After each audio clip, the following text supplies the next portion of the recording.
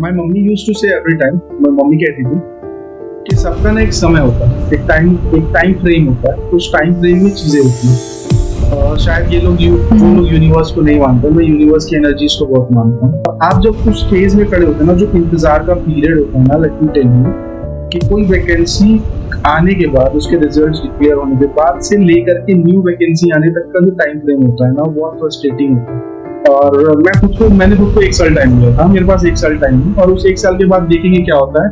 इस 1 साल में वैकेंसी आएगी तो ठीक है, नहीं तो I will switch my career, क्योंकि एक बार स्विच करके आया ही था, फिर स्विच कर लूंगा।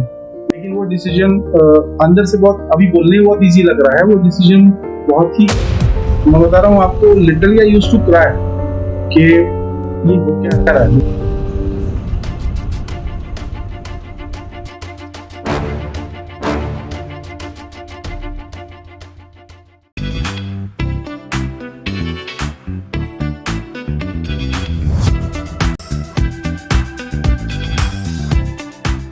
हेलो एवरीवन, नमस्कार। सीआईए पॉडकास्ट शो में आप सभी का बहुत बहुत स्वागत है। I am the host Shilpa Saroj. आज के इस शो में हम बहुत कुछ एक्सपीरियंस करने वाले हैं, बहुत कुछ नया सीखने वाले हैं। किसी के जर्नी से, लाइफ जर्नी से, स्ट्रगल से हम बहुत कुछ सीख सकते हैं। सो बेसिकली आज का जो शो है, हमारे गेस्ट हैं करण सिंह। मैं उनका स्वागत करती हूँ और हम उनसे लाइव इंटरेक्शन करेंगे। हम जानेंगे कि उनका लाइफ स्ट्रगल क्या रहा है।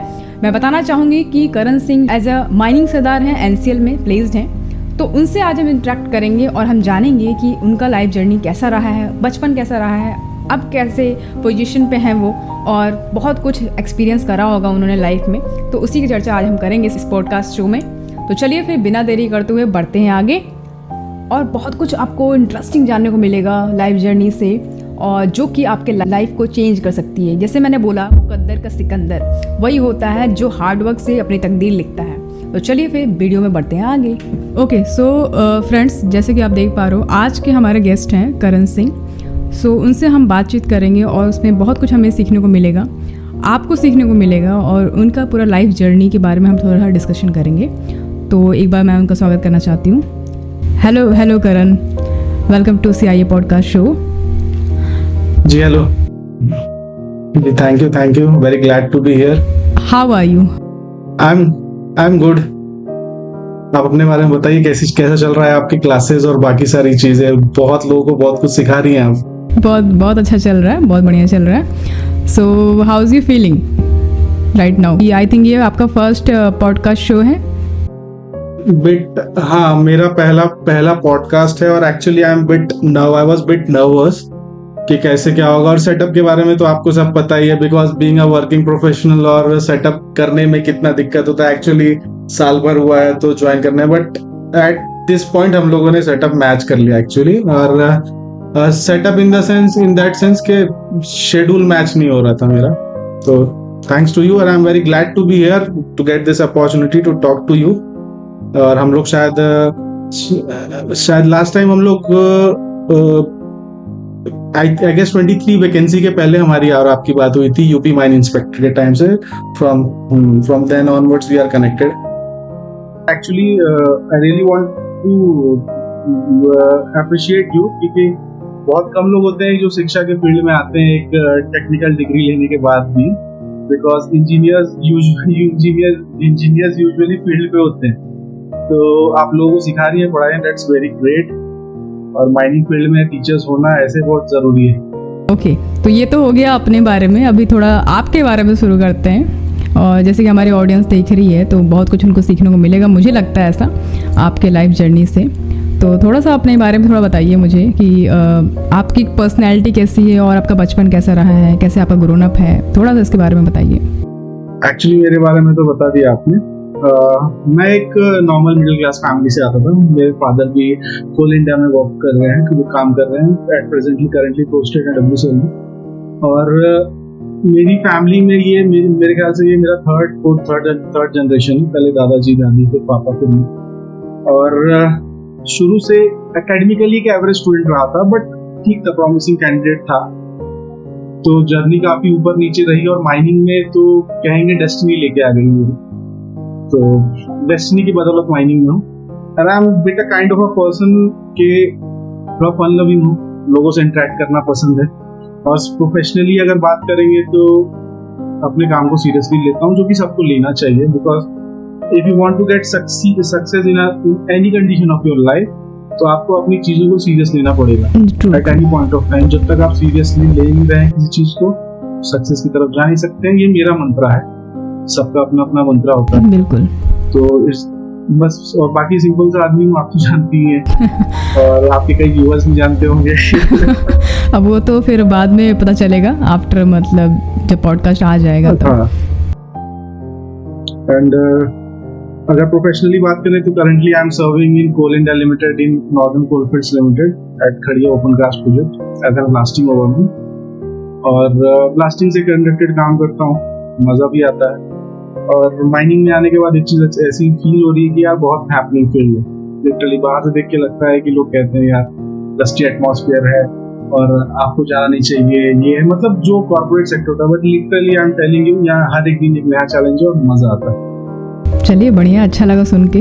और अभी रिसेंटली में ही अभी मैं कमेंट पढ़ रही थी कुछ स्टूडेंट्स का, तो उनका ये कहना था कि मैम हम लोग कब कोल इंडिया में रिक्रूट होंगे, हम लोग का सपना कब सच होगा बताइए। तो इस मैटर में मैं तो यही बोलूँगी ना, उनको एक उम्मीद और होप ही दे सकती हूँ। यही बोला मैंने कि नेक्स्ट टाइम आपका नाम होगा लिस्ट में, लगे रहिए बस।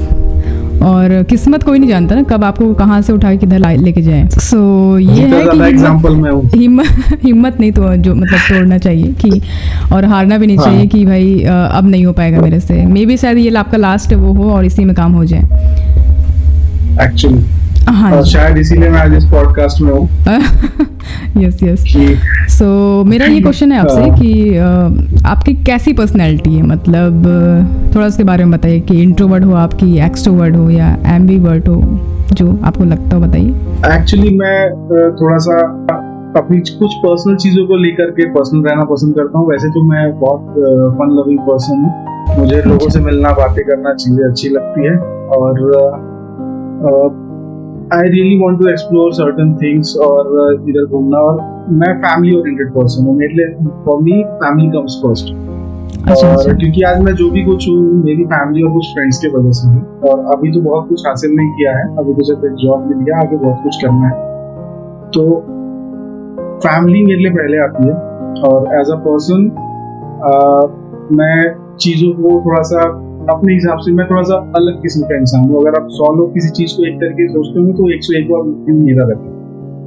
तो और अपने फ्रेंड्स के साथ में मैं जेन्युइनली जैसे सब होते हैं वैसे हूँ, थोड़ा पार्टी एनिमल हूँ, पार्टी करना पसंद है और हमेशा फन लविंग, हंसी खुशी मिजाज, लेकिन काम में सीरियस हूँ। काम में वो चीजें नहीं चलती हूँ। एक बार आप अपने काम में हो तो यू शुड बी सीरियस, बाकी आप मेरे से काम के अलग मिलिए। तो मेरे साथ वालों का कहना है कि बहुत अच्छे इंसान हो तुम।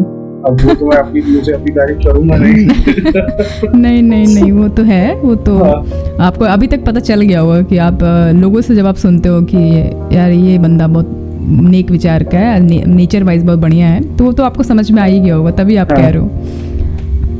हाँ एक्चुअली, और मैं लोगों से कनेक्ट बहुत जल्दी कर लेता हूँ, तो वो एक प्लस पॉइंट है, शायद भगवान का देन है या चलिए प्लस पॉइंट भी है। और हाँ जी, प्लस पॉइंट है और एक मुझे लगता है कि वीक पॉइंट भी है। हाँ, लोगों से जल्दी कनेक्ट होना एक बहुत तकलीफ भी है। अगर आप प्रोफेशनल लाइफ में बात करोगे ना तो बहुत तकलीफ राइट। तो वो चीजें हैं, बट ठीक है यार, हंसी खुशी सबके साथ चलता है। दुनिया में आए हैं मुश्किल से, मेरे ख्याल से आज इंडिया की लाइफ एक्सपेक्टेंसी 60 to 65 ईयर्स है।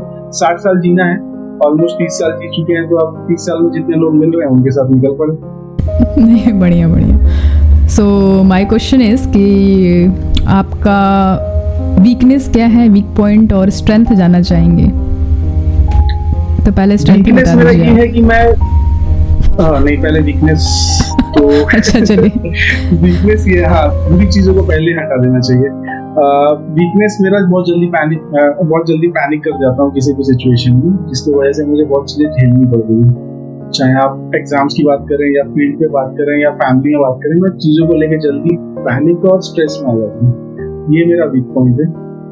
और अगर आप एडवांटेज में बात करेंगे या फिर मेरे स्ट्रेंथ में बात करेंगे, तो जैसे कि मैंने पहले बताया, मैं टीम लीडर, तो अब थोड़ा पॉलिटिक्स का भी एक्सपीरियंस है और मैं 2-3 फर्म्स में रहा हूँ, तो वो सब चीजें एक साथ कोलैबोरेट हो जाती है। तो मैं वो टीम बिल्डिंग अब अच्छे से कर लेता हूँ, तो लोगों को बात करने में I am a good communicator, तो लोगों को चीजें अच्छे से कन्वे कर देता हूँ। और आपको पता है कि हम लोग माइनिंग में काम कर रहे हैं, तो यहाँ हर लेवल के हर तरीके के इंसान मिलेंगे आपको, तो उस चीज में ये चीज मुझे बहुत प्लस पॉइंट देती है कि अगर मैं किसी से कम्युनिकेट कर रहा हूँ या कोई काम समझाना है, लेट्स से अगर किसी ऑपरेटर को कुछ बोलना है, किसी हेल्पर को बोलना है, जो भी सबऑर्डिनेट्स या कोई भी उनको बोलना है या अपने सीनियर से आपको मैसेज कन्वे करना है, तो वो चीज मेरे लिए इजी हो जाती है, just by the grace of God और मम्मी पापा के डीएनए। जी बढ़िया बढ़िया। सो मैं ये कह रही थी कि जैसे आपने बताया, तो आपने वीकनेस बता दिया अपना, अब स्ट्रेंथ बताइए। जो वीक पॉइंट्स है और जो नेगेटिव चीजें वो जल्दी से हटा के पॉजिटिव बैलेंस, इसलिए मैंने आपको कहा कि पहले बता देता हूँ, बिकॉज आपको जैसे कहा ना कि मैं पैनिक करता हूँ, तो मुझे चीजों से डर लगता है, तो बहुत जल्दी, इसीलिए और थोड़ा सा अपनी चीजों को एक्सपोज होने से लेकर के थोड़ा डरता हूँ। कोई भी इंसान डरता है कि आपकी वीकनेसेस एक्सपोज नहीं होनी चाहिए, आप अगर वर्क प्लेस पे हो तो उन चीजों को लेकर के थोड़ा डरता हूँ, इसीलिए वो चीजें पहले साइडलाइन कर देते हैं, बस ये पॉजिटिव बातें करते हैं ना, क्योंकि जो हमको लोग देख रहे हैं राइट, तो पॉजिटिव चीजें सुनेंगे तो ज्यादा अच्छा है। तो आप कह रहे थे कि हाँ नहीं, जब बात हुई है तो ये हर इंसान के लाइफ में होता है, you not the first one कि आपके साथ ही ऐसा हो रहा है, बहुत सारे लोग हैं, सबके साथ ऐसा होता है। तो हम थोड़ा सा इसके बारे में बात करते हैं। जैसे आपने कहा कि वीक पॉइंट है आपका कि आप बहुत ज़्यादा टेंस्ड हो जाते हो ना किसी भी चीज़ को लेके, बहुत ज़्यादा हाइपर हो जाते हो या संभाल नहीं पाते हो कंडीशन को। तो यहाँ पे मैं अभी हाल ही में एक बुक पढ़ रही थी, जोसेफ यूएन की बुक है, don't believe everything you think. ये बुक है, चाहे तो सब ले भी सकते हैं, ज़िंदगी बदल देगी ये बुक। और जो आपने बात बोली है ना, एकदम मेरे स्ट्राइक किया दिमाग में, तो मैं एक बताना चाहूँगी कि इसमें क्या लिखा हुआ है, और मे भी शायद कुछ चेंजेस ले आए आपके में। तो इसमें एक सेंटेंस है पूरा, उन्होंने बताया है कि बुद्धिस्ट जो होते हैं, उन्होंने कहा था कि लिखा है, डायरेक्ट मैं वही पढ़ती हूँ, लाइन ही पढ़ती हूँ, फिर मैं बताती हूँ आपको। Buddhist says that any time we experience a negative event in our life, two arrow flies our ways. Being physically struck by an arrow is painful, being struck by a second emotional arrow is even more painful. That is what suffering. It's actually very right. Right, तो इन्होंने explain करा है कि life में हम जो है, जो फर्स्ट एरो की जिसने बात करी, जो हमें फिजिकली लग रही है, तो हम उसको कंट्रोल नहीं कर सकते, लेकिन जो दूसरा एरो है ना, उसको हम कंट्रोल कर सकते हैं, and that is what suffering, कि हम उसको कंट्रोल कर सकते हैं कि कैसे हम सफ़र ना हो, हम उससे बचें। और यहाँ पे इन्होंने और एक्सप्लोर करा है, इन्होंने बोला लेट टेक एन एग्जांपल कि आपका एक छोटा सा एक्सीडेंट हो जाता है, ठीक है, और अब एक्सीडेंट में आपको हल्की चोट आ जाती है, एंड फिर आप घर आते हो और आपका ऐसा पर्सनैलिटी कि आप बहुत ज़्यादा सोचने लगे कि अगर मेरे साथ बड़ा हादसा हो जाता, फिर ये हो जाता है ना, मुझे इंजर्ड हो जाता, मैं जान भी जा सकती थी। इस तरीके से बहुत सारे आपके थॉट्स चलने लगते हैं, एंड उस थॉट से आप बहुत ज़्यादा स्ट्रेस्ड, डिप्रेस्ड और बहुत कुछ होने लगता है। तो इस चीज़ को अगर हम कंट्रोल कर सकते थे ना, तो ये सफरिंग नहीं होता। तो हम खुद जिम्मेदार हैं अपने सफरिंग्स के, हम अपने डिप्रेशन, स्ट्रेस, सबका जिम्मेदार मैं खुद ही हूँ, ऐसा कह सकते हैं। तो बहुत ही बढ़िया ये बुक है, मैं तो चाहूँगी कि सब पढ़ें। बिल्कुल सही। हाँ जी, आपने एक फ्रेज बताया, ये फ्रेज से भी मैं कनेक्ट कर सकता था, और जो एक टू द पॉइंट बात है, ये टू द पॉइंट चीज है, और लाइफ में ये चीजें ही देखने को मिलती है कि आप अपनी समस्याओं को खड़ी करने के लिए आप खुद जिम्मेदार होते हैं। अगर सही चीज सही समय पे की जाए तो समस्याएं आएंगी नहीं, और अगर खुद बेवजह का पैनिक करोगे, जो चीजें आपके कंट्रोल में नहीं है, तो चीजें और बुरी हो जाती है। Exactly my point. ओके, तो चलिए ठीक है, इससे आई थिंक कि बहुत कुछ सीखने को मिलेगा सबको। और थोड़ा सा आप अपने बारे में बताइए मुझे कि क्या बचपन में ऐसा कुछ ड्रीम वगैरह कुछ था आपका कि मुझे ये बनना है, लाइक सबका होता है? बचपन में था ना, मैं यूजुअली तो बचपन से मेरा यही था कि I really want to be a good engineer, और उसके बाद इंजीनियरिंग करने के बाद मेरा ये था कि मैं सिविल सर्विसेज करूँगा, नहीं करूँगा। तो at a point of till bachelors तक ये सब चीज़ें चल रही थी, लेकिन जब रियल दुनिया से जब वाकिफ हुआ, तब समझ में आया कि चीजें इतनी इजी नहीं होती जितनी इजी हम सोचते हैं। बचपन से मेरा यही गोल था and I was very passionate about it कि दो चीजें होती है, एक ड्रीम होता है, एक पैशन होता है। तो I was passionate about automobiles, गाड़ियों को लेके पैशनेट था। और चीजें ये होती है कि जैसे कि मान लीजिए हम लोग आगे तक अपनी जैसे जैसे लाइफ जर्नी हमारी आगे बढ़ती है, हम कुछ ना कुछ चीजें चेंज करते जाते हैं, लेकिन सिचुएशन के हिसाब से, तो सिचुएशन के हिसाब से मेरी भी चीजें बदली। और टिल नाउ डेट मैं अभी भी पैशनेट हूँ ऑटोमोबाइल्स को लेकर के, गाड़ियों को लेकर के स्पेशली। और मेरा फोकस हमेशा से यही रहा है कि जहाँ तक हो सके मैं अपने आसपास के लोगों को खुश रखूं। तो बचपन से मेरी एक ही चीज थी कि सराउंडिंग में जो लोग हैं वो मैं रहूं तो वाइब्रेंट रहें। मेरे जाने के बाद वो क्या कर रहे हैं मुझे पता नहीं पड़ रहा, मैं हूं तो वाइब्रेंट रहने चाहिए, दे शुड बी फन माहौल बना देना। और हाँ, और मुझे ज्यादा बड़े सर्कल की जरूरत नहीं पड़ती। तो बचपन से मैं यही चाहता था कि एक अच्छा सिविल सर्वेंट बनूं, देश की सेवा करूं। और हमेशा से एक नेशनलिस्ट वैल्यू थी, कोर वैल्यू थी, मेरी फैमिली बैकग्राउंड वैसे है। तो एक नेशनलिस्ट वैल्यू की वजह से ही मैं गवर्नमेंट सर्विसेज में आना चाहता था। लेकिन अब वो सिविल सर्विसेज तो हो नहीं पाई, लेकिन कोल इंडिया में भी रह करके मैं देश की सेवा कर रहा हूँ, we are fuelling the nation. तो अच्छा लगता है कहीं। मैं वही, सॉरी टू इंटरप्ट, मैं वही बोलने वाली थी आपको कि ऐसा जरूरी तो नहीं कि अगर आपको देश की सेवा करनी है तो आप आईएएस मतलब आईएएस ही बन के ही कर सकते हो। एग्जैक्टली। और ये चीजें ना, ऐसे बहुत सारे सोशल वर्कर हैं, आप देख सकते हो, सोशल एक्टिविस्ट बहुत सारे हैं और बहुत अच्छा काम कर रहे हैं वो। तो ये चीजें ना जब आप 21 साल के होते हो उसके बाद पता चलती है। 21 साल के पहले सब कुछ फेरी टेल रहता है कि भाई ऐसे कर लेंगे वैसे कर लेंगे, तो जैसा हम सोचते हैं वैसा होता नहीं। अच्छा, तो माइनिंग का कैसे आइडिया लगा आपको? मतलब इसके पहले आपने कहीं और भी जॉब करा है और माइनिंग का कैसे आपको ये आइडिया हुआ? एक्चुअली मेरी फैमिली, मैंने जैसे कि मैंने आपको पहले बताया, 3 जनरेशन से मेरी फैमिली माइनिंग में है। फ्रॉम आई गेस 72 और 73 के हिसाब से, नेशनलाइजेशन भी नहीं हुआ था तब से। तो मैं हमेशा से एक माइनिंग बैकग्राउंड से था और चारों तरफ माइनिंग के लोग थे, पापा दादी सब लोग, और इवन नाना जी वगैरह। तो हम लोग हमेशा से दिमाग में एक चीज चलती रहती थी कि यार ये चीजें कैसे, और जो चीज आपके पास है ना आपको बहुत हलवा लगती है कि बहुत इजी है, बहुत इजी टास्क है, लोग कर रहे हैं। तो मैं यूजुअली माइनिंग में जाना नहीं चाहता था कभी भी। बट हुआ मेरे साथ ये कि जब बैचलर्स खत्म होने के बाद जब मैं सिविल सर्विसेज की प्रिपरेशन कर रहा था, और जो लोग आज आपको देख रहे होंगे ना, तो मैं उनको एक चीज बता, इसीलिए मैंने कहा कि चीजें जितनी इजी लगती है उतनी होती नहीं। तो जब समझ में आया कि यार, और झूठ नहीं बोलूंगा, जब समझ में आया कि यार इधर कहीं कुछ अपना हिसाब गड़बड़ दिख रहा है, इधर नहीं हो पाएगा, तब मैंने स्विच किया माइनिंग में। Because I really don't wanted to work in a corporate sector.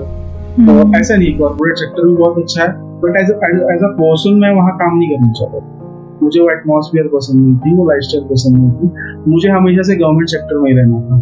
तो जब मैं 10th स्टैंडर्ड में था तब से माय फादर ऑलवेज वांटेड, यहाँ बहुत सारी फैमिलीज ऐसी होती हैं जो अपने बच्चों को माइनिंग परस्यू नहीं करवाना चाहती, बट मेरे पीछे मेरे पापा का बहुत बड़ा, my father, my uncle, mummy, चाची, ईच एंड एवरीबॉडी जो मेरी फैमिली है, तो ही ऑलवेज वांटेड कि मैं माइनिंग से करियर अपना परस्यू करूं।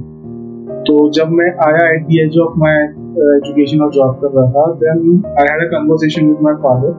तो पापा को मैंने कहा कि पापा मैं माइनिंग भी कर लेता हूँ, तो ही सेड कि अब क्यों, बिकॉज इट्स टू लेट। क्योंकि एक अपना फील्ड चेंज करना एट द एज ऑफ 23 और 23 आई गेस 23 की एज में आके अपनी फील्ड चेंज करना एक बहुत मेजर डिसीजन है। तो ही क्वेश्चन मी कि अब क्यों, बिकॉज मुझे सेटिस्फैक्शन नहीं मिल रहा था, to be very honest. Corporate में मुझे सेटिस्फैक्शन नहीं मिल रहा था, और जैसे से मैंने माइनिंग सेक्टर को जाना ना, तो आई रियली फैंटेसाइज्ड मी कि यार पापा भी वही चीज कर रहे हैं, मैं वो चीज देख रहा हूँ and I am good at it, तो क्यों ना यही इसी को परस्यू किया जाए। इस वजह से मैंने माइनिंग के बारे में स्विच कर दिया कि लेट्स सी, एक गैम्बल था, जो भी बोलूंगा एक गैम्बल था, लेट्स सी के सक्सेस हो मिलती है या नहीं मिलती है। क्योंकि माइनिंग में आने के पहले मैंने 8 से 9 गवर्नमेंट एग्जाम्स दिए थे, तो जो भी बोलूंगा मेरा उसमें भी कहीं सिलेक्शन हुआ नहीं था, ईयर मार्जिन से रुक जाता था। तो आई वाज लिटरली फ्रस्ट्रेटेड कि अब मैं कहाँ स्विच करूँ। तो मैंने कहा ये भी option, let's take it as a option, देखते हैं फिर क्या होता है। डेस्टिनी को माइनिंग मंजूर था, मिट्टी के आदमी है, मिट्टी में बुला ले। चलिए बहुत बढ़िया, आपका हो गया। बहुत सारे ऐसे बच्चे हैं जिनका नहीं हो रहा है 2-3 मार्जिन से, तो उनका फ्रस्ट्रेशन और उनका दुख समझ सकती हूँ मैं, क्योंकि बहुत सारे बच्चे हैं, उन्होंने अप्रोच करा मुझे। मैं भी। हाँ जी। So and still they are approaching कि क्या करूँ मैं, बताइए। तो ऐसे मौके पे क्या ही एक संतावना यही दिया जा सकता है कि यार लगे रहो, मे बी शायद परीक्षा तुम्हारी ज़्यादा ली जा रही है। ठीक है आपने। माय मम्मी यूज्ड टू से एवरी टाइम, मेरी मम्मी कहती थी कि सबका ना एक समय होता है, एक टाइम फ्रेम होता है, उस टाइम फ्रेम में चीजें होती हैं। शायद वो लोग यूनिवर्स को नहीं मानते, मैं यूनिवर्स की एनर्जीज को बहुत मानता हूँ।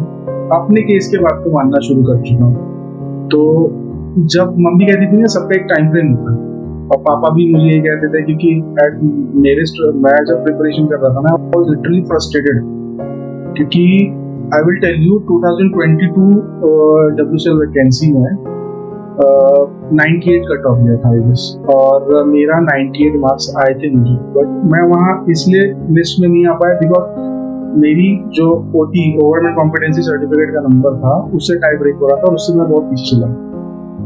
ECL में भी एक आध मार्क्स से रुका था, उसके पहले NCL 2021 वैसे ही हुआ था, CCL वैसे ही हुआ। I was literally frustrated. तो दे यूज्ड टू से कि जब तुम्हारा टाइम होगा वो चीज मिलेगी, पैनिक करने की जरूरत नहीं, जस्ट फोकस ऑन थिंग्स। और आप जब उस फेज में खड़े होते हैं ना, जो इंतजार का पीरियड होता है ना, लेट मी टेल यू कि कोई वैकेंसी आने के बाद, उसके रिजल्ट्स डिक्लेयर होने के बाद से लेकर के न्यू वैकेंसी आने तक का जो टाइम फ्रेम होता है ना, वो बहुत फ्रस्ट्रेटिंग होता है, बिकॉज आपको नहीं पता होता है कि वो कब आने वाली है, क्या आने वाली है। तो आप लोग ना ओवर थिंकिंग करने लगते हैं, इस ओवर थिंकिंग से बचना, बिकॉज 22 WCL ECL वैकेंसी के बाद में इस ओवर थिंकिंग को मैंने खत्म कर दी कि ये जो ओवर थिंकिंग हो रही है मेरे साथ, अब कब आएगी वैकेंसी, या कब आएगी, या फिर जो भी चीजें हैं, तो मैंने उस चीज को साइड में रखी और मैंने ये सोचा कि लेट्स सी, मैं प्रिपरेशन करता हूँ, मेरे पास 1 साल टाइम है, और मैंने खुद को 1 साल टाइम दिया था, मेरे पास 1 साल टाइम है, और उस 1 साल के बाद देखेंगे क्या होता है। इस 1 साल में वैकेंसी आएगी तो ठीक है, नहीं तो I will switch my career, क्योंकि एक बार स्विच करके आया ही था, फिर स्विच कर लूंगा। लेकिन वो डिसीजन अंदर से बहुत, अभी बोलने में बहुत इजी लग रहा है, वो डिसीजन बहुत ही, मैं बता रहा हूँ आपको, literally I used to cry कि ये हो क्या रहा है, बिकॉज आप मार्क्स से लिस्ट से बाहर होना समझ सकते हो, टाई ब्रेकर से बाहर हो रहा था मैं। I belong to general category student, और ऊपर तक जाकर के आप नीचे आ जाना। माइनिंग में मैंने 7 के एग्जाम के आसपास दी, स्टार्टिंग के 3 एग्जाम में आई वाज लिटरली फ्रस्ट्रेटेड, क्योंकि पुरानी जो मैंने सिविल सर्विसेज के एग्जाम दे रहा था, बाकी चीजें कर रहा था, रेलवेज और बाकी सब सारी चीजों की, तो उसमें भी यही चीजें हो रही। तो I started questioning myself कि मुझसे हो पाएगा कि नहीं हो पाएगा। And at that point of time मेरी माताजी और पापा एंड मेरे भाई और मैं specially, literally my father used to say कि टेंशन क्यों लेता है, मैं हूं ना। और आप एक लड़के के बारे में जानती हैं कि एक लड़का और एक फादर का रिलेशनशिप ज्यादा बात नहीं करता, मेरे पापा के साथ भी वैसे थोड़ा खट्टा मीठा वाला रिश्ता है, but he loves me a lot. तो वो उनके मुंह से वो चीजें सुनना कि तू स्ट्रेस मत ले एंड चीजें होगी, तेरे फेवर में होगी, तो एक ना बहुत इमोशनल मोमेंट होता था। पूरी फैमिली साथ में बैठी होती थी और आई यूज्ड टू क्राई। सब मुझे मेरा भाई बाहर पढ़ रहा है, he is doing CA chartered accountancy, तो वो मुझसे छोटा है, मुझसे 6 साल छोटा है, एंड वो कॉल करके कंडोलेंस देता था कि भाई भैया कुछ नहीं होगा, focus on this thing, focus on this thing. मेरी बहन वर्किंग प्रोफेशनल है, तो ये लोगों का ना मेरे चीजों, मेरे स्ट्रगल पीरियड में ना बहुत साथ में, और हर इंसान को साथ मिलता है, क्योंकि फैमिली आपकी वही स्टैंडर्ड है। फैमिली से आपको कुछ नहीं चाहिए, फैमिली को सिर्फ ये चाहिए आप खुश हो। और ज़रूरी नहीं है ये ज़रूरी नहीं है कि आपको इतनी अच्छी फैमिली मिली है, यू आर लकी, मैं तो ये कहूँगी, क्योंकि बहुत लोगों को देखा है मैंने, ऐसा ज़रूरी नहीं, राइट, ऐसा नहीं है कि सारे फैमिली मेम्बर्स आपको सपोर्ट करेंगे what you want to do, और क्या पसंद है आपको करना, आप उस फील्ड में जा रहे हो आगे, ये ज़रूरी नहीं है। मैं अपना ही बात करूं कि मैं एक लड़की होके एंड माइनिंग में को निश बनाना और उस पर वर्क करना और फिर पॉडकास्ट स्टार्ट करना, तो मेरे माँ बाप का बहुत ज़्यादा सपोर्ट है। सबसे ज़्यादा सपोर्ट मेरे भाई का है, मेरे भैया का बहुत ज़्यादा सपोर्ट है। तो उसी तरीके से मेरा नेक्स्ट क्वेश्चन यही था आपसे कि आप किसको क्रेडिट देना? फैमिली के लिए तो फैमिली ने मुझे बहुत सपोर्ट किया फ्रॉम दी वेरी स्क्रैच, क्योंकि 26-27 की एज में आकर के एक एमएनसी की जॉब छोड़ना, मेरे पास जॉब छोड़ने के लिए हाँ बोलना मेरे पिताजी के लिए बहुत टफ होगा। मैं वो चीज़ सोच नहीं पाता, बहुत इजीली कह दिया उन्होंने कि ठीक है you can take a break. मैंने वहाँ जॉब छोड़ी। मेरे अप्स एंड डाउन्स में मम्मी, भाई, बहन सब लोगों ने बहुत साथ दिया। मैं ये चीज़ है ना कभी उनको फ्रंट टू फ्रंट नहीं कह पाऊँगा, बट आज मैं जो भी कुछ हूँ ना मेरी फैमिली की वजह से। पापा supported me a lot and I really love him. Mummy को मतलब अनकंडीशनली, भाई बहन तो मतलब दोस्त से बढ़कर है मेरे लिए। दोस्त भी मतलब मेरे कजन्स, आर्यन, आयुष, चाची, uncle, everybody supported me. Friends में भी कुछ ऐसे फ्रेंड्स थे मेरे, वैभव, प्रवीर, ओशिन, कौस्तुभ, जीतू, देवेंद्र, ये लोगों ने हमेशा सपोर्ट किया। मैं ये कह रही हूँ आपसे कि लास्ट में मुझे ये बताइए कि जैसे आप यहाँ तक पहुँचे हो, आप स्ट्रगल करके यहाँ तक आए, तो आप इस जर्नी में आपको क्या लगता है कि किसने आपको बहुत सपोर्ट करा है? आप उसका नाम लेना चाहोगे यहाँ पे, बिल्कुल दे सकते हो, फ्रेंड्स, फैमिली, जो भी। But through out the mining journey मेरे 3 दोस्त बहुत खास थे मेरे साथ, शिवेंद्र, शंकर एंड प्रतीक, मंतोष। ये लोगों ने मुझे बहुत बूस्ट करके रखा, क्योंकि I was in my last time कि मैं लास्ट में मेरा चीज़ें कंप्लीट कर पाऊंगा या नहीं कर पाऊंगा। डेली वो मोरल बूस्ट करते थे मेरा कि नहीं भाई होगा होगा होगा होगा। और शिवेंद्र तो डेली शाम को हाँ भैया होगा, हाँ भैया होगा, डेली शाम को 1 घंटा बात करता था मुझसे। मम्मी भी एंड ईच एंड एवरीबॉडी। वो 11 महीने कैसे मैंने काटे हैं मुझे नहीं पता। और जैसा मम्मी कहती थी कि होगा तेरा, तो जब हुआ तो एक साथ 5 जगह से कॉल लेटर आए थे मेरे। तो वो डेस्टिनी थी, 4 माइनिंग के, 1 नॉन माइनिंग का। हाँ, तो करण मैं पूछ रही थी आपसे कि जैसे बहुत सारे स्टूडेंट्स हैं और उनका ड्रीम है कि कोल माइनर्स बनना। अगर मैं ऐसा नहीं चाहूँगी, लेकिन अगर डेस्टिनी को कुछ और मंजूर है तो उसको फिर टाला नहीं जा सकता।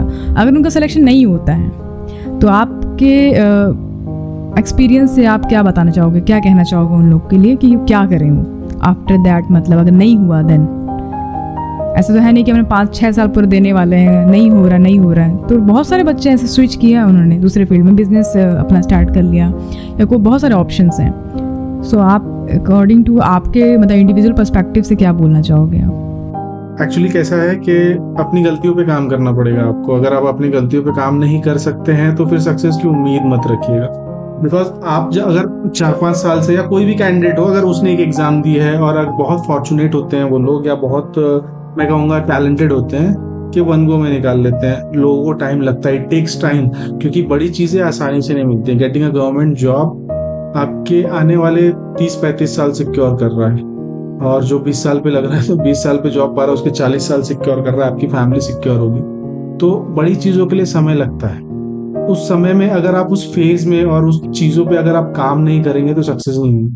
अपनी गलतियों से सीखिए। मैं जो गलतियां करता था, जैसे मैंने बताया, पैनिक कर जाता था, और काफ़ी सारे स्टूडेंट्स इससे खुद को जोड़ पाएंगे। आप जब एग्जाम में जाते हैं ना, आप कंफ्यूज होकर गलतियां करते हैं, तो उस कंफ्यूजन की गलतियों को कैसे अवॉइड करना है, इन डेप्थ कैसे नॉलेज लेना है।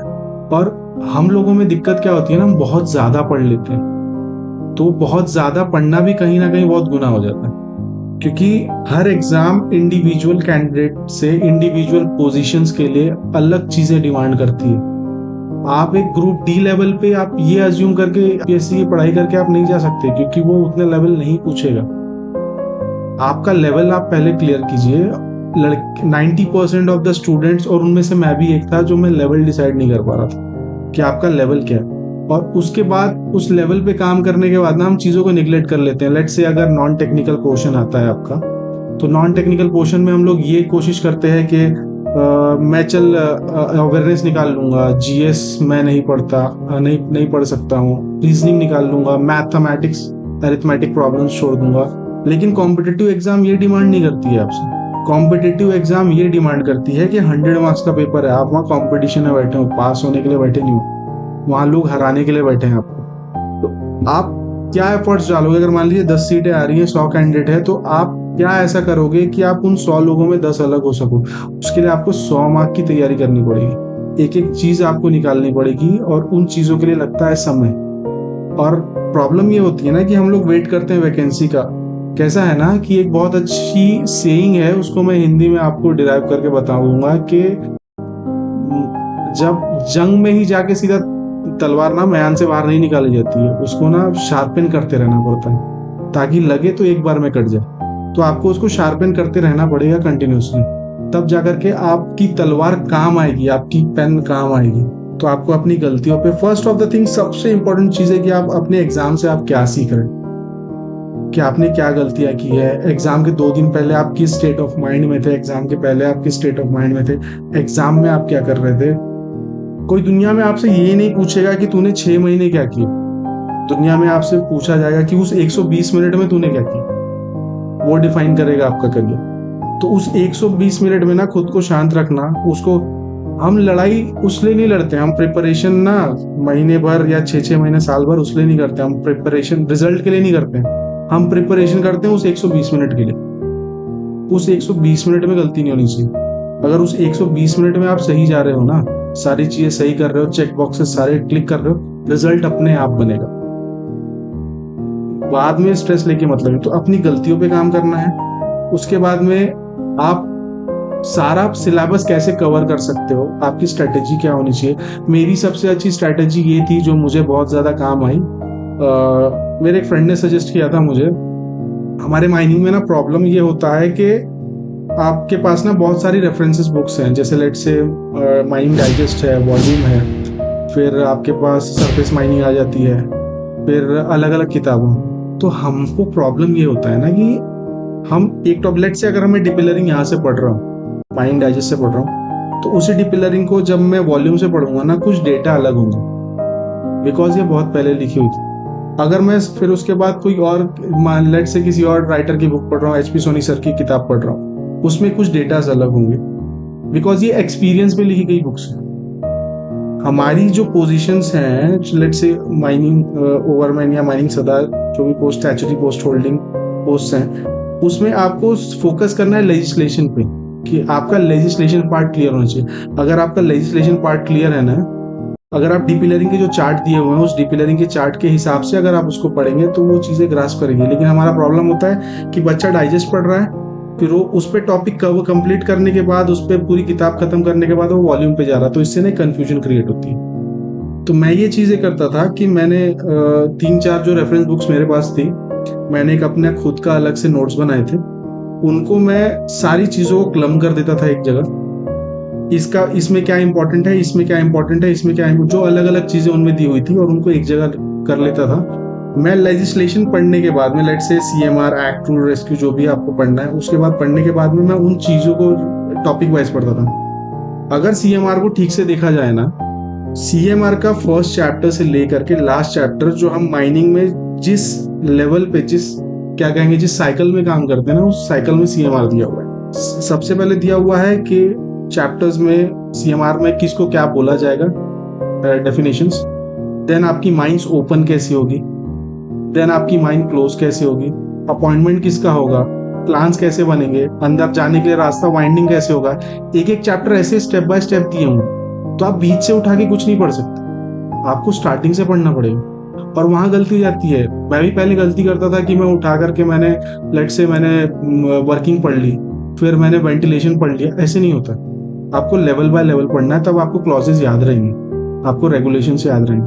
और फिर उसके बाद में जब आप मान लीजिए वर्किंग पढ़ रहे हैं, सीएमआर चैप्टर 10, तब जब आप वर्किंग पढ़ रहे हैं और उस वर्किंग का रेगुलेशंस वगैरह, रेगुलेशन और बाकी चीजें पढ़ रहे हैं, तो आप एक्ट अगर नहीं होता है तो खुद को एसेस करना है कि अपने रेफरेंस बुक्स में पढ़िए, ताकि आप उसको कैसे डिफरेंशिएट खुद कर को सकें, तो आपको जल्दी चीजें चीजें आप अपनी कर सकते हो। हम क्या एग्जाम कर में ना सकते हमारा हो, दिक्कत लेट्स से अगर बिजनेस कर सकते हो, what you are capable of. Confusion अगर आप जॉब करना चाहो, पढ़ने की आदत और मैं जैसे कि लोगों ने कोल इंडिया को ना, ठीक है, कोल इंडिया बहुत अच्छी फैसिलिटीज और बाकी सारी चीजें देता है, फ्रूटफुल रहेगा, और वो मेरी चीजें मेरे लिए काम की।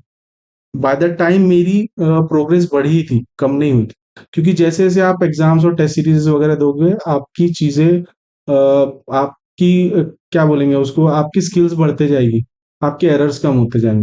देखिए कैसा है ना कि अगर किसी का नहीं होता है, मान लीजिए, वैसे तो मैं ये चीज चाहूंगा नहीं, और भगवान करे कि सबका सिलेक्शन हो, सबको अपनी ड्रीम लाइफ मिले, बट अगर फिर से अगर किसी का सिलेक्शन नहीं होता है by any case any chance, destiny है और डेस्टिनी कहीं भी ले जाना चाहती है, तो ना ऊपर वाले पे ट्रस्ट रखना चाहिए। डेस्टिनी है, आपको सही जगह लेके जाएगी, क्या पता बेटर चीजें आपके लिए वेट कर रही हो। भगवान के हाथ में ना अपनी ड्राइविंग सीट छोड़ दीजिए और let them flow, let him take your charge, और बस उनके हाथ में स्टीयरिंग रखी है, वो एक्सीलरेटर दबा रहे हैं और स्टीयरिंग घुमा रहे हैं, जहां लेके जाएंगे लेके जाएं। और अगर इनकेस नहीं हो रहा है तो खुद को एसेस कीजिए कि देखिए, दो तरीके के प्रोफेशन ऑप्ट कर सकते हैं यूजुअली एट सर्टेन एज में आगे, या तो आप बिजनेस फील्ड में जा सकते हैं या तो आप जॉब कर सकते हैं। आप खुद को एसेस कीजिए कि आप एक बिजनेस चला सकते हैं, एक एंटरप्रेन्योर बन सकते हैं, तो कहीं भी स्क्रैच से भी शुरू किया जा सकता है। वॉरेन बफेट हमारे सामने बहुत एक अच्छा एग्जाम्पल उस चीज को लेकर के। तो हम लोग या फिर आप खुद को एसेस कीजिए कि आप जॉब में सक्सेसफुल हो सकते हैं, करियर ओरिएंटेड, आप सर्विस सेक्टर में रहना चाहते हैं। और अगर कोल इंडिया में नहीं हो रहा है, मेरे लिए बोलना, लोगों को लगता है कि यार इसका सिलेक्शन हो गया, इसके लिए बोलना इजी है, तो मेरे लिए बोलना इजी नहीं होगा, क्योंकि मैं आपकी व्यूअर्स को बता दूं कि ऑलमोस्ट लास्ट अटेम्प्ट में मेरा हुआ था, तो मैं ये सारी चीजें ऑलमोस्ट प्लान कर रखी थी। तो अगर नहीं हो रहा है तो कोल इंडिया से जैसी ही कंपनीज, नॉन गवर्नमेंटल कंपनीज है, माइनिंग सेक्टर में बहुत अच्छे अपॉर्चुनिटीज है, और जिनमें आप ओवरसीज भी जा सकते हो, फॉरेन भी जाके आप अपनी सर्विसेज दे सकते हो, काफी हाई पैकेजेस पे दे सकते हो। At the end of the life, at the end of point, आप ये चीज देखते हो, आपके लिए मैटर ये करता है कि आप कैसी क्वालिटी ऑफ लाइफ अपनी फैमिली को दे सकते हो, आप कितना मनी बना सकते हो।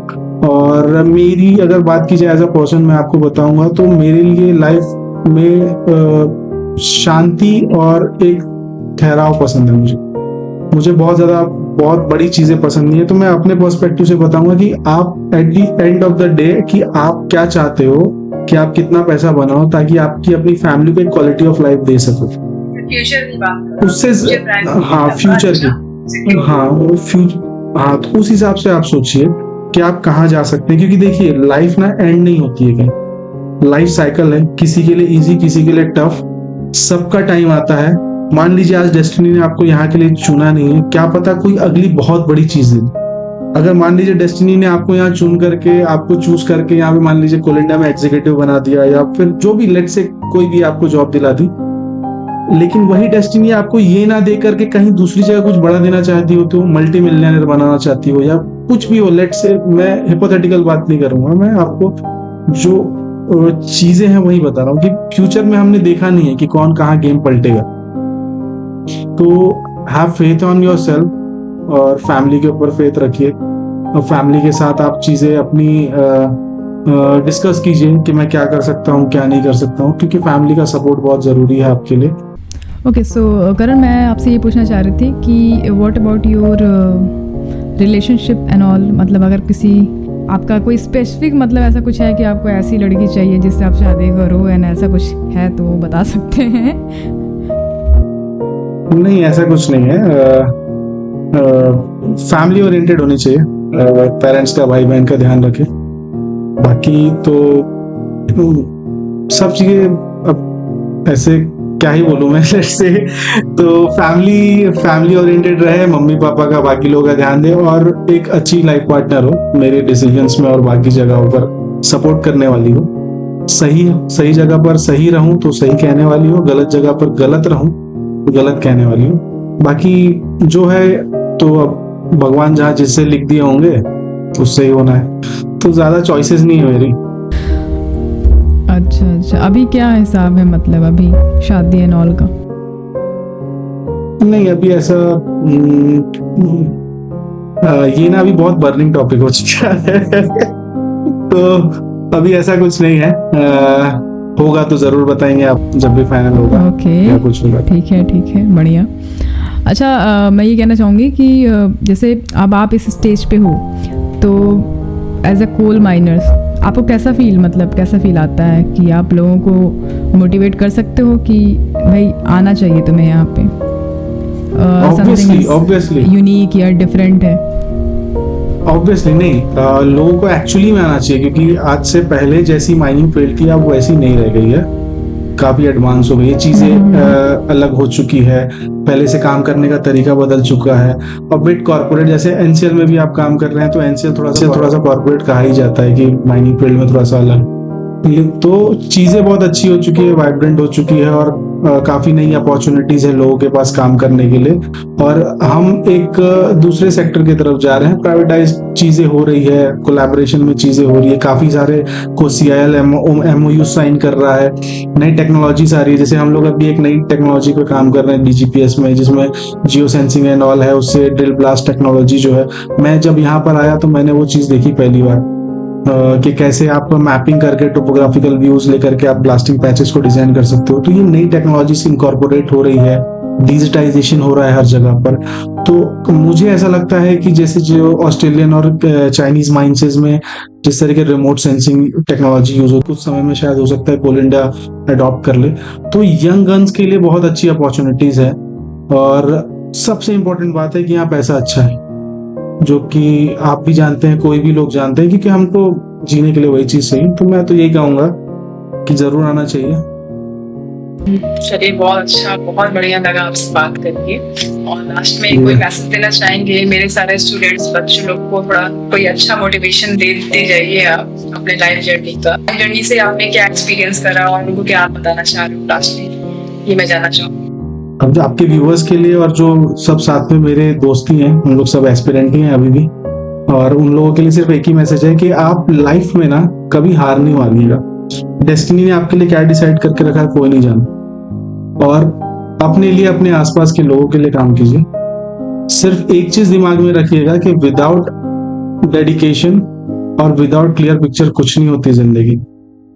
लेकिन हाँ, अगर आप मेहनत करते रहेंगे ना, कील एक बार में दीवार में नहीं गड़ती है, उस पे 5 से 6 स्ट्रोक्स लगते हैं। तो वो स्ट्रोक लगाइए, हर अगला स्ट्रोक जोर के स्ट्रोक होना चाहिए। ठीक है, अभी मेरा नहीं हुआ, नेक्स्ट मेरा होगा, लेकिन हमेशा इंक्रीजिंग ऑर्डर में। और सबके लिए बेस्ट ऑफ लक, सब मेरे भाई हैं, and any time they can contact me for any kind of help. तो it was a very great pleasure talking to you. काफी लंबा समय बीता, समझ में नहीं आया। चलिए, बहुत अच्छा लगा आपसे बात करके। आई होप कि सारे व्यूअर्स को भी अच्छा लगा होगा, बहुत सीखने को मिला होगा आपसे और आपकी लाइफ जर्नी, स्ट्रगल्स। एंड एक रह गया लास्ट क्वेश्चन, बहुत शॉर्ट में मैं पूछूंगी इसको कि बहुत सारे बच्चे डिप्रेशन में हैं, तो आप 1-2 लाइन में कुछ कहना चाहें कि डिप्रेशन से निकलने के लिए, कोप करने के लिए क्या स्ट्रेटजी अपनाया जाए? बहुत लिमिटेड डिप्रेशन से बताइए, क्योंकि बहुत सारे बच्चे हैं जो डिप्रेशन में जा रहे हैं। डिप्रेशन इंडियन सोसाइटी में पहली बार तो एक्सेप्टेबल नहीं है, बट इट्स वेरी रियल, और लोगों को पता भी नहीं चलता है कि डिप्रेशन में चले गए। मेरे साथ भी हुआ था वो चीज। हाँ, तो जैसे आपको लगे कि आप पैनिक और स्ट्रेस कर रहे हैं, first go and meditate yourself. आप मेडिटेट कीजिए, आपको हेल्प मिलेगी। सेकंड थिंग, ओवर थिंकिंग मत कर दीजिए। ओवर थिंकिंग से ही आप ज्यादातर डिप्रेशन में जाते हैं। और बात कीजिए लोगों से, फाइंड समवन जिससे आप अपनी चीजें बता सको। जब तक आप चीजें शेयर नहीं करोगे, अंदर चीजें बिल्टअप होती जाएंगी। तो फाइंड समवन, जैसे कि मैंने दोस्तों के नाम बताए, मम्मी पापा बाकी लोग, तो उनसे बात करिए। आप अपनी चीजें बताइए कि मैं ये सोचा, भले सिली से सिली चीजें, अच्छी से अच्छी, तो लोगों से बात कीजिए, मेडिटेट कीजिए और एक्सेप्ट कीजिए कि आप डिप्रेशन में हैं। सबसे पहले एक्सेप्टेंस जरूरी है। चलिए, ठीक है करण, बहुत अच्छा लगा आपसे बात करके। आपने इतना कीमती समय दिया अपना हमें। वो तो है, और एक्चुअली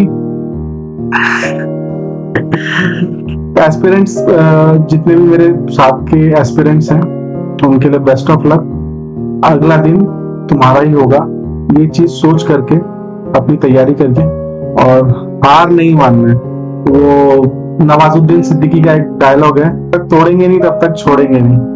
तो तोड़ते रहिए, एक ना एक दिन टूटेगा जरूर।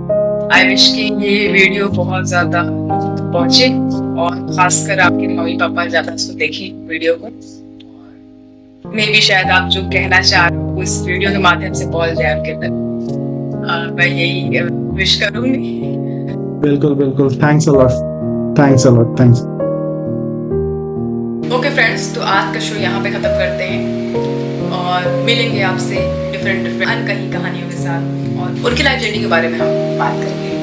तो चलो, आई होप कि आपको बहुत कुछ सीखने को मिला होगा। सो फ्रेंड्स, आज का शो यहाँ पे ख़त्म होता है। इसी के साथ हमारा विदा लेना चाहेंगे आपसे और जल्द मिलेंगे नेक्स्ट शो में नेक्स्ट गेस्ट के साथ। तो चलिए फिर आज के लिए इतना ही। जल्दी वीडियो को लाइक शेयर कमेंट कर दीजिएगा और सब्सक्राइब नहीं किया है तो सब्सक्राइब कर दीजिएगा चैनल को। सो आज के लिए इतना ही। See you at the next show.